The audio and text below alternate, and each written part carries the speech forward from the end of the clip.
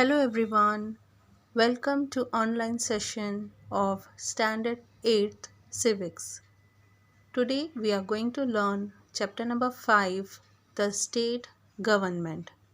Students, in the previous chapters of civics we have studied in detail about the union government and the judicial system in India.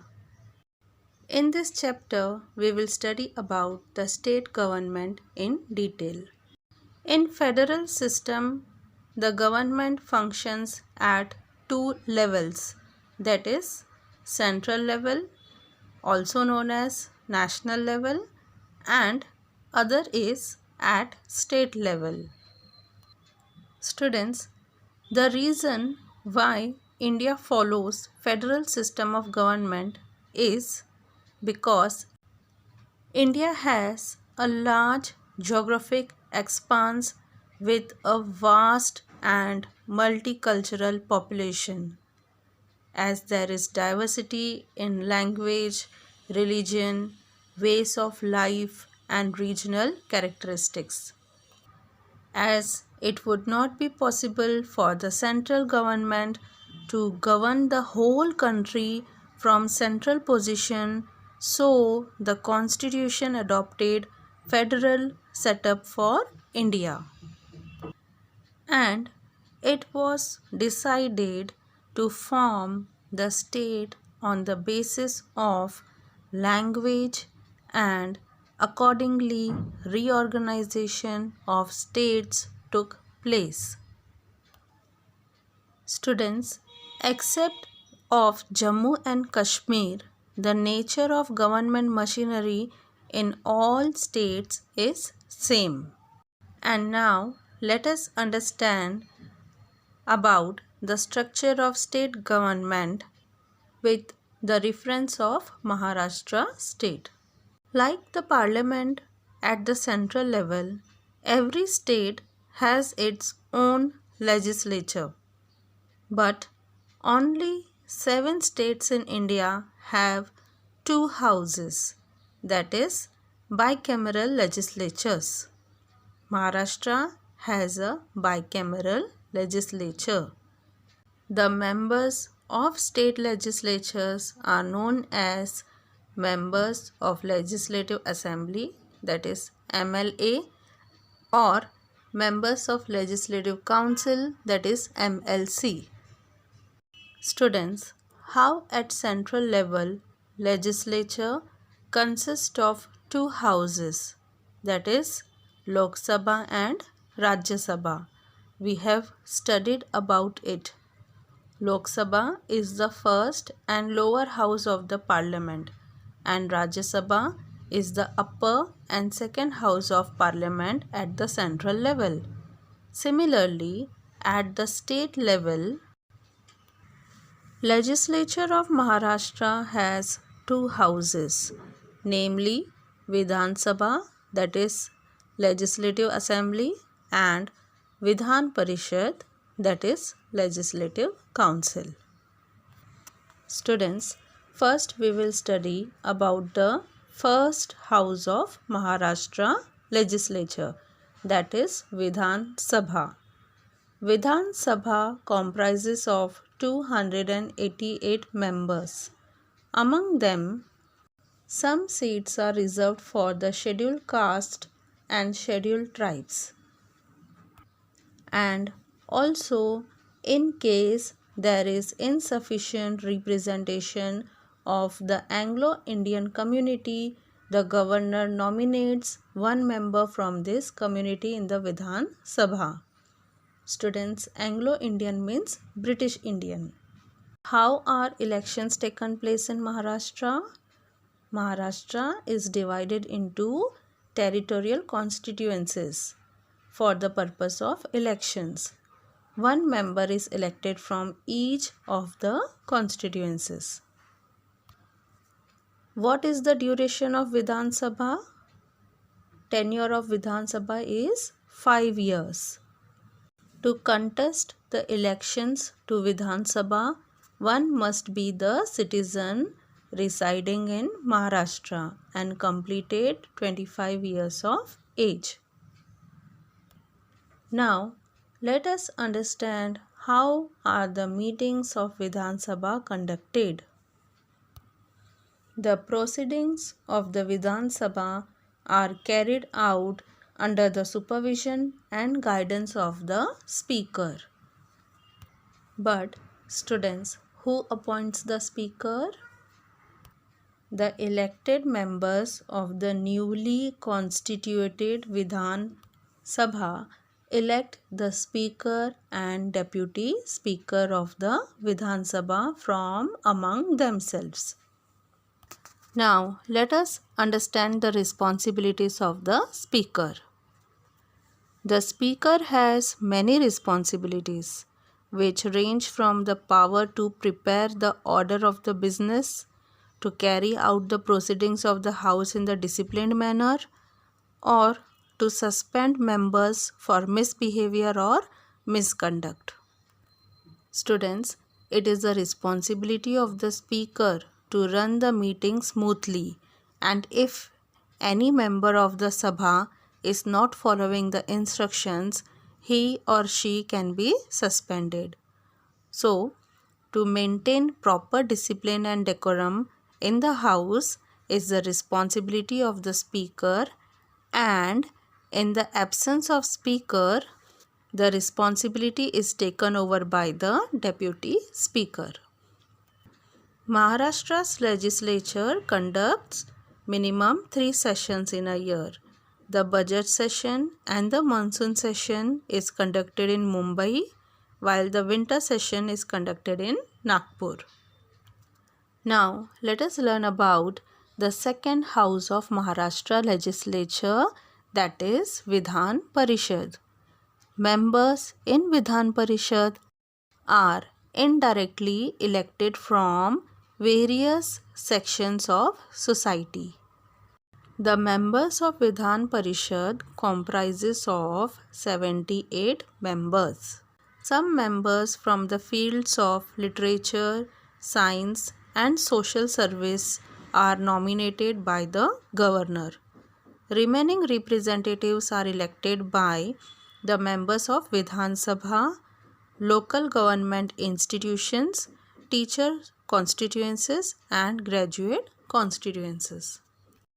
The Vidhan Parishad is never fully dissolved.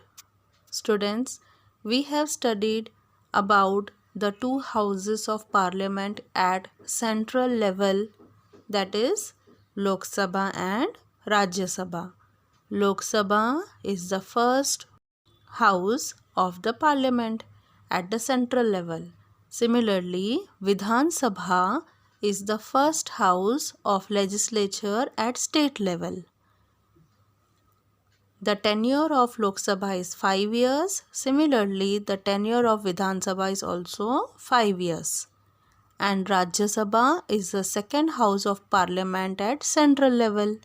Vidhan Parishad is second house of legislature at state level. Rajya Sabha being the permanent house, it never dissolves. Similarly, Vidhan Parishad at the state level being the permanent house of Maharashtra legislature, it never dissolves. A specific number of members retire every 2 years in Vidhan Parishad, and these vacant seats are filled again by conducting fresh elections for those seats. The proceedings of Vidhan Parishad are conducted under the control and guidance of the chairman. Students, in Vidhan Sabha, there is a speaker who conducts and controls the meetings, and in Vidhan Parishad, there is chairman who conducts and controls the meeting. And in the absence of chairman, the deputy chairman takes over the responsibility. Students, now we will study in detail about the executive department of Maharashtra. As we have studied, at the central level, the president, the prime minister and Council of Ministers together form the executive. Similarly, the Governor, Chief Minister, and the Council of Ministers together form the executive of Maharashtra. Now, first we will study how governor functions at the state level. Students, the president is the nominal head at the center, while the governor is the nominal head at the state level. Governor is appointed by the president. The governor enjoys certain legislative powers such as the bills passed by the Vidhan Sabha and Vidhan Parishad are converted into laws only after receiving the approval of the governor. Similarly, how we have studied about the president at the central level. The governor has the right to summon the session of the state legislature. Summon means to start or to call for. When the legislature is not in session but the need arises to make the law, then the governor can issue an ordinance. Ordinance means order or law for the same. Means the governor has the authority to issue an ordinance in emergency when the legislature is not in session. Now let us learn about the functions of Chief Minister and Council of Ministers. The leader of the majority party in Legislative Assembly becomes the Chief Minister. The Chief Minister includes his/her trustworthy colleagues in the Council of Ministers. Like we have studied the Prime Minister, who is the executive head of the Union.